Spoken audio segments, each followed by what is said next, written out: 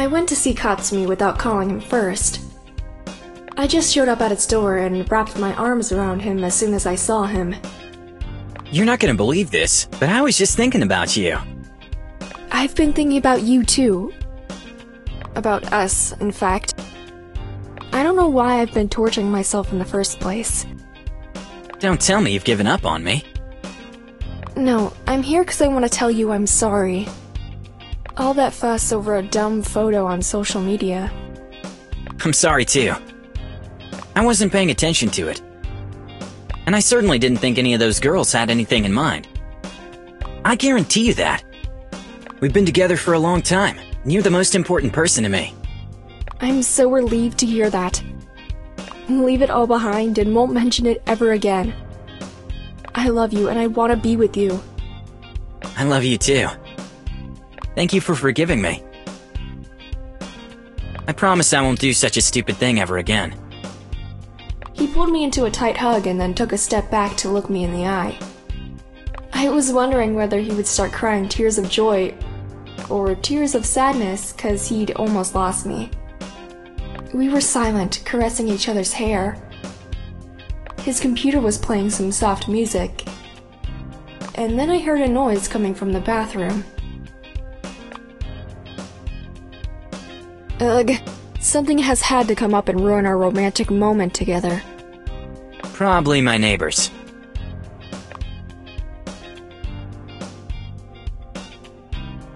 It seems to me that the noise is coming from the bathroom. I'll go check it out. It might be a leak. It's not a leak. It's something else. Are you remodeling your bathroom?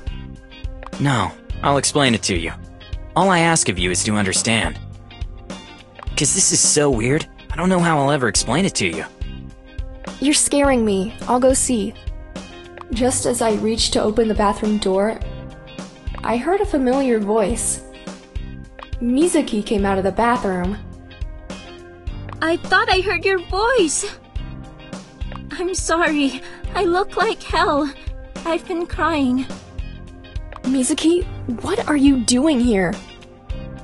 And you, why didn't you tell me Mizuki was hiding in your bathroom? I didn't have the time. We started talking the second you came in.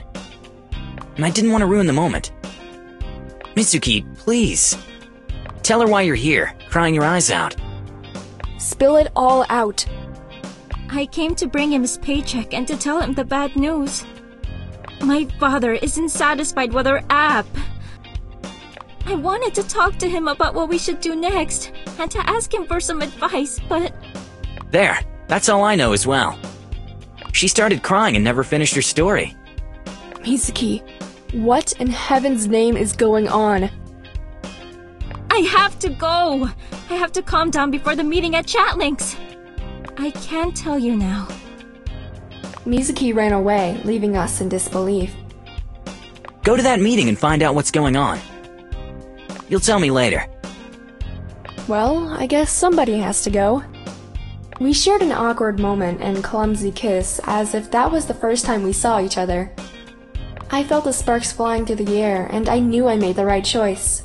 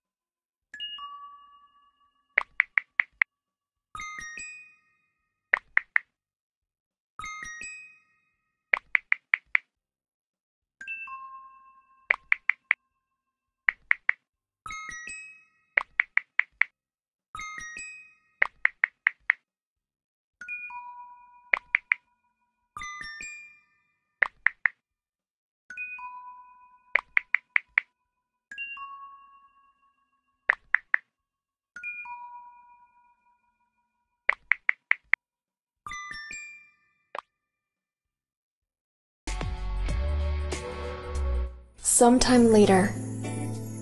The ChatLinx offices were emptier than usual. Either it was a state holiday or the employees were on annual leave. Mizuki and Akiko were sitting at the desk in the conference room.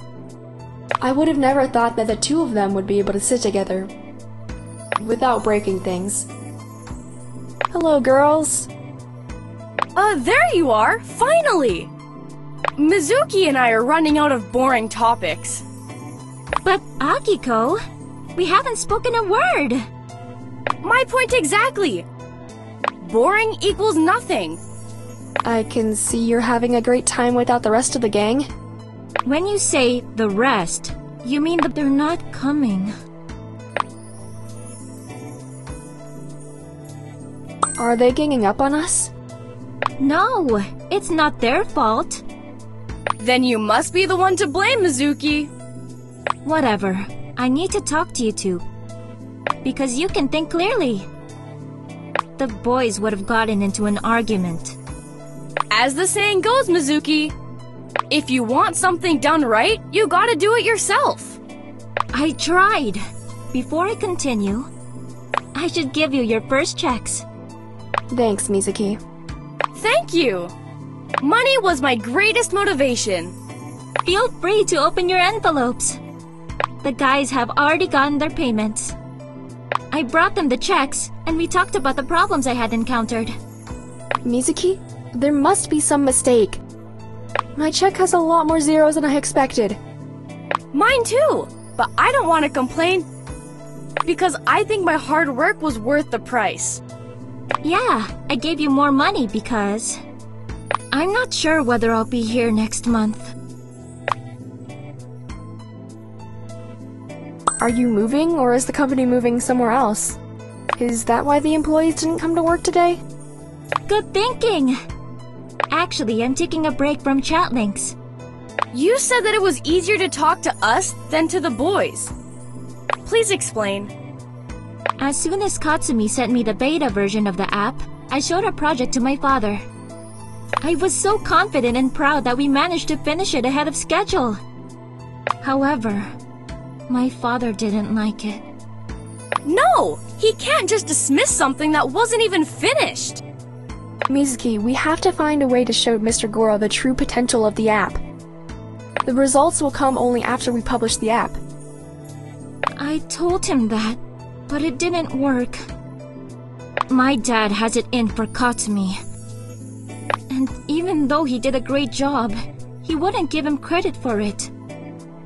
Can Akiko and I help you somehow? No, nothing can make me forget the sneer on my dad's face when I presented the app to him. Do you now realize that your father is an obnoxious manipulator? Akiko, you can't say that. Akiko is right. My father pays for my tuition, but the profit we'd get from this app wouldn't be enough to cover that. Each of us gets an equal share anyway. What is going to happen now, Mizuki? I will be transferred to another college, the one my father deems suitable. All he wants is to keep me far away from you guys. That hurt me so much. Mizuki, I'm so sorry. Don't worry, we'll keep in touch. I'd love that too. Let's go back to our app. Yeah, as far as our joint project is concerned. Mizuki started digging through the drawer and took out a bunch of papers. They all had a ChatLinx logo, and one was meant for each member of our team. That's too many papers for someone who works in an IT company. Just let me check if everything's there. Yes, this is for you! Alright, let me take a look. Akiko and I read the contracts carefully. We couldn't believe that Akiko granted us the rights to the app. It was officially ours. We could now develop it on our own without Mr. Goro's consent. You'll get all the profit! Mizuki, that's so generous of you. It's only fair, as far as I'm concerned. We did develop it ourselves without anyone's help. Mizuki, my opinion of you has just changed for the better. You deserve it for everything you've done for me. This is my way of saying thank you. I'll miss hanging out with you.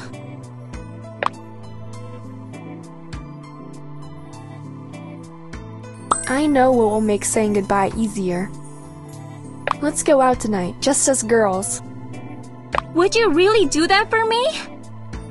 That would make me so happy! Girls' night, freedom, and clubbing! Count me in! It's a deal. Akiko and I had a great time at the karaoke bar last time. We can go there tonight. Can't wait! Me too. A great way to spend my first paycheck. Don't forget to save some money for the cab! We left the office and went straight to the mall to check if the new collection was out.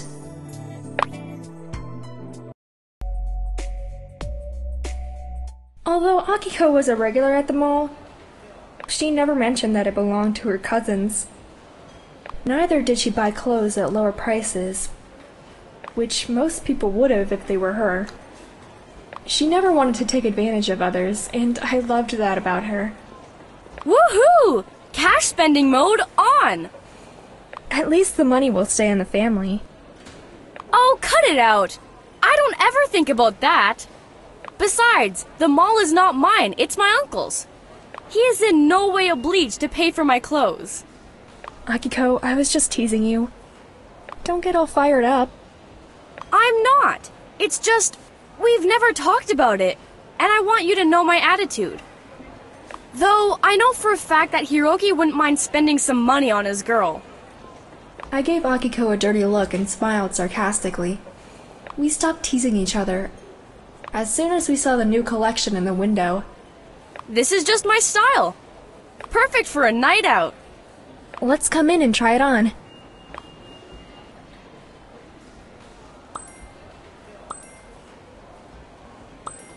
Akiko, it would look better on you.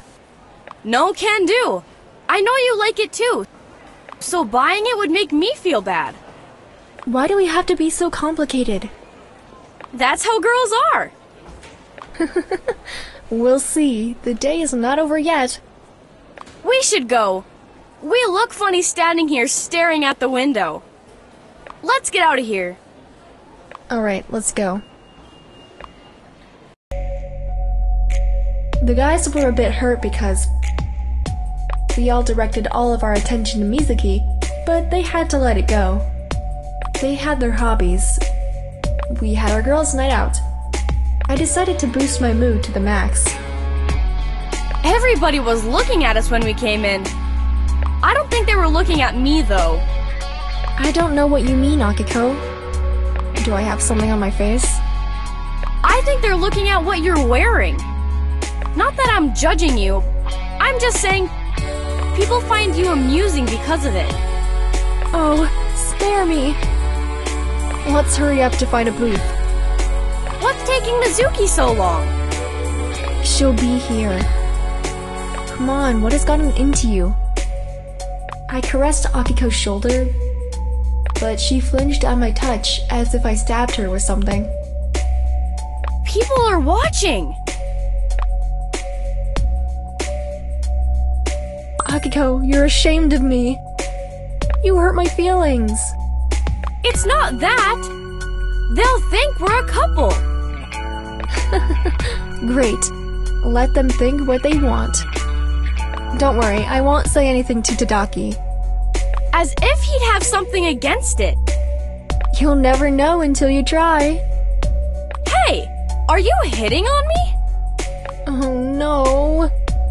Our conversation was interrupted by the waiter who approached our booth.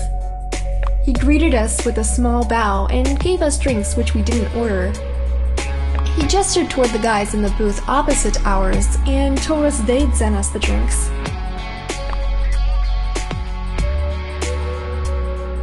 As soon as the waiter left, I turned to Akiko. Akiko, I think we shouldn't take those drinks. Why not? It's just an act of kindness. Nobody is forcing us to do anything. I know, but I'm so embarrassed. Fine. We'll ignore them, and they'll get the message. Maybe I should kiss you so that they think we're a couple? I don't even know whether you're serious or not. Mizuki showed up at that moment, visibly upset. Hi, girls. Sorry I'm late. At some point, I thought about calling you to tell you I wasn't coming. Hi, Mizuki. It's a good thing you came because things are heating up in here. She is on fire tonight. Have a seat. Take her drink because she's already crazy. She doesn't need it. The two of you are silly. Is that a smile on your face? She can do better. Come on, Mizuki. Bottoms up. Mizuki downed my drink and another one right after it. The guys in the booth opposite ours noticed her and started applauding. Mizuki instantly blushed. All eyes are on you, Mizuki. Doesn't it feel good? I'm not used to this. I'm so embarrassed. We'll do something about that now. Akiko made Mizuki and me stand up and then ask for a microphone. She chose a song that all three of us knew and made us sing it. Mizuki was ashamed at first, but then she loosened up a bit.